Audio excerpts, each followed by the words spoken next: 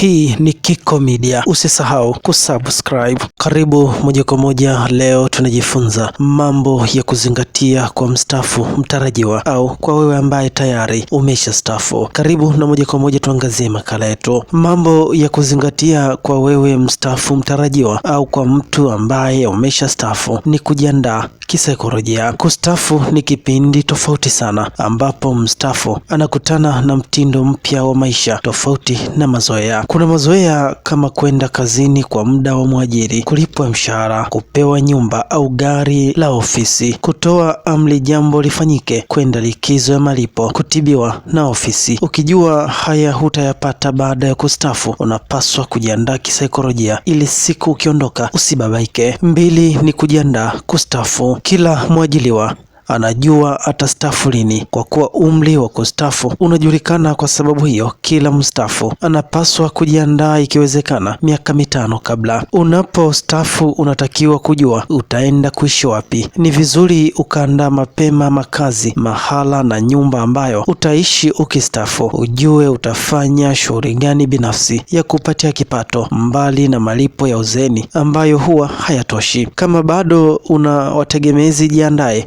namna utakavyolibeba jukumu hilo katika kipindi hicho. Jambo lingine la kujiandaa kwa mstaafu au kwa yule ambaye anatarajia kustaafu. 3, usiondoke na maarifa au taarifa zote. Unapostaafu unawaacha watu nyuma yako wakifanya majukumu yako ili kazi iendelee kama ambapo ulikuwepo wewe. Hivyo usiondoke ukaacha mazingira mabaya kazini. Acha kila kitu kikiwa kipo sawa ili hata watu wajue kuna mtu alikuwepo na bado tunaendelea kupata msaada wake. Waachie waliobaki maarifa na taarifa muhimu. Usiondoke na vitu hivyo kichwani au usiwe mchoyo. Watu wanahitaji ujuzi na uzoefu wako. Watu wakikwama kitu, wakihitaji msaada wako, wapatie. Hii ni hazina ambayo italifanya jina lako liendelee kutajwa na kupewa heshima, na itakuletea amani ya roho katika maisha yako ya kustaafu na kujijengea marafiki. Namba 4, jenga matumaini. Wapo watu wanapokaribia kustaafu wanapata hofu. Mara nyingi wanaogopa vitu wasivyovijua. Wanajiuliza maswali: je, maisha nje ya ajira yatakuwaje? Watakuwa wanafanya nini au wataishije? Wanawaza jinsi watakavyopokelewa na wengine huko uraiani. Sasa kinachotakiwa hapa ni kujiamini na kujipa matumaini kwamba kila kitu kitakuwa sawa. Ukiliweza hili, utayaanza maisha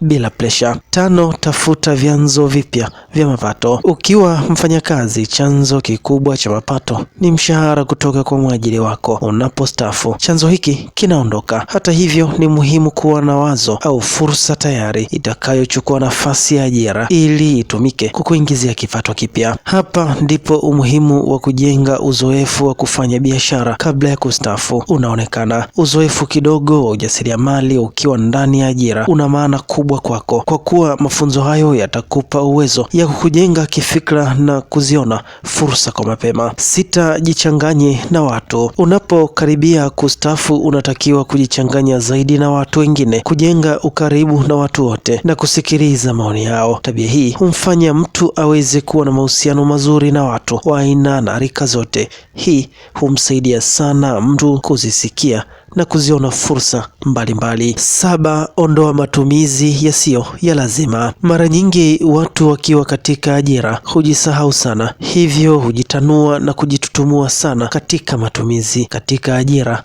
kuna wakati pesa inakuja kwa jinsi isiyotarajiwa, mfano posho za semina, vikao vya safari na ofa kutoka kwa wateja. Mazingira haya huwapumbaza wengi na kuwafanya wawe na matumizi makubwa kuliko kipato halisi, lakini fursa hii hukoma baada ya kupewa barua ya kustaafu. 8, jifunze maarifa na nidhamu ya usimamizi wa fedha. Baada ya kustaafu, watumishi hupewa mafao yao ya kustaafu. Kwa namna fulani huu ni mtaji. Hata hivyo, wafanyakazi wengi huwa hawana nidhamu na fedha hiyo. Ndio maana wengi wakipata fedha hizi huishia kujitanua na kujitutumua kwa kuwa hawajui. Subscribe ili uwe wa kwanza kuyapata maarifa haya ambayo tunakuletea kila wakati.